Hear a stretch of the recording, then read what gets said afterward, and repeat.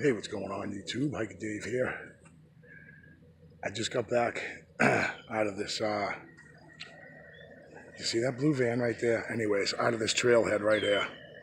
I lost power in my phone. This guy was here. He's wearing military blue pants and a white shirt. He's got official plates. Talk about paranoid, right? Do you think maybe he's here to stifle Hiker Dave because I'm on the trail, right? Anyways, so let me show you. Okay, this turns on now. The sunlight's killing me, but this is working. The battery is low. All right, so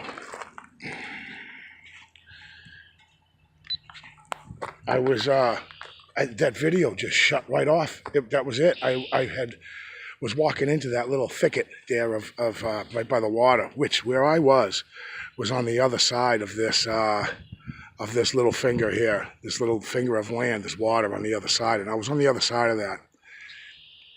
And I did turn around when I lost the power on my camera, which I charged last night, and I fully charged it.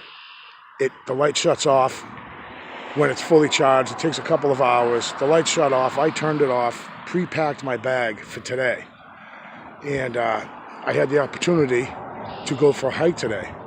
And when I found standing at that structure, I was hearing all kinds of stuff behind me when I went to relieve myself up against a tree. And I went and looked at it, and as you guys saw, I almost left and I decided to walk in to where I thought this, I don't know if it was an animal or whatever, had moved 30 feet or so, or 25, 30 feet, and was definitely not being quiet about it.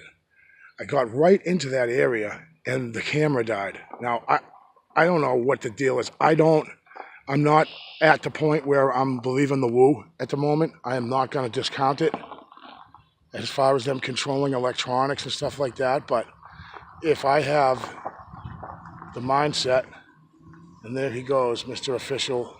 Now he's leaving because I videoed him.